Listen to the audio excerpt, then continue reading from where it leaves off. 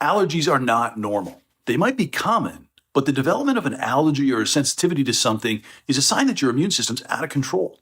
So if you've suddenly become sensitive or allergic to foods or things like pollen or pet dander, it's not random. There's an underlying reason, and it's not as benign as you've been led to believe.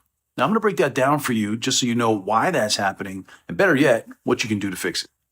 Now, if you're new here, make sure you subscribe. Turn on notifications. I post daily insights on how to get and stay healthy through managing adrenal fatigue and controlling the damaging effects of stress physiology.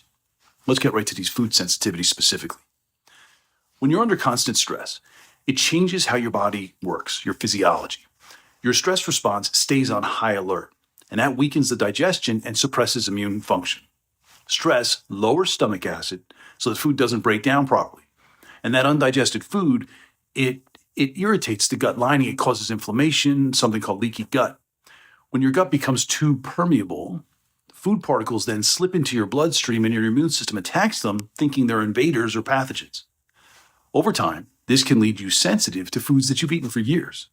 Now, these food sensitivities, they can manifest in a variety of ways. You might notice some gut stuff, right? Like heartburn, reflux, indigestion. It can cause gas, bloating, diarrhea. Sometimes my patients get diagnosed with irritable bowel syndrome or IBS. But food sensitivities can also show up as chronic congestion, runny nose, asthma, eczema. It can cause inflammation, joint pain, headaches, more.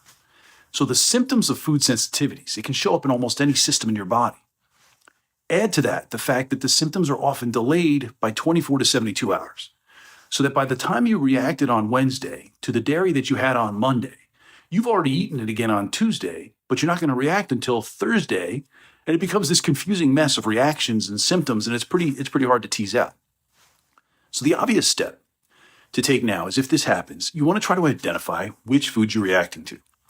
So like most naturopathic doctors, I'm trained to do allergy elimination challenge diets. But actually, I find those pretty inconclusive and stressful for most patients, so I like to test. But not all tests are created equal. Traditional allergy testing usually focuses on IgE-mediated allergies, the ones that cause hives, anaphylaxis. And that testing's fine for the most severe allergies like peanuts or shellfish allergies, but most food sensitivities actually come from an IgG or an IgA antibody. And those are more subtle and delayed reactions. They don't show up right away. So you might notice fatigue, headaches, or joint pain, but not for hours or even days later. That's why standard allergy tests tend to miss the mark. Now, if you're enjoying this video so far, please like and subscribe. My team and I always like to review comments, so leave one if you have any questions. Now, I found IgG testing really helpful for uncovering these hidden food allergies. Once we identify the problem foods, we take them out temporarily, not forever, but so that your gut and immune system have time to recover. But the key to treatment is asking one more why. Why is my gut suppressed? And why is my immune system overreacting to things in my environment that are innocuous, not harmful, not pathogenic?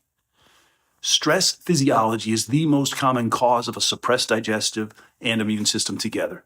And if we don't fix that, you're just going to develop sensitivities and allergies to the new foods you eat. I had a woman come in saying all she could eat was chicken and broccoli. She reacted to everything else. Her practitioner, well-intentioned practitioner, helped her identify the food sensitivities, tried to help her to heal her gut, but she kept reacting to and losing more and more foods because they didn't treat the underlying reason for the food sensitivities in the first place, which was her broken stress response physiology, what we call adrenal fatigue. These reactions, they can show up in other places too, not just with foods. Chronic stress can make you more sensitive to environmental triggers too, like mold, seasonal pollen, or even that cat you've actually always been fine around.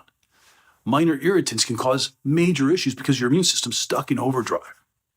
And then every time your body reacts to a trigger, it ramps up your stress response, which adds more strain to an already overworked system. It becomes a vicious cycle of reactivity, inflammation, and stress. To stop the cycle, you have to pay a little attention to the sensitivities, but then the main focus is on that underlying adrenal fatigue problem that's causing it in the first place. That's how to get real lasting results.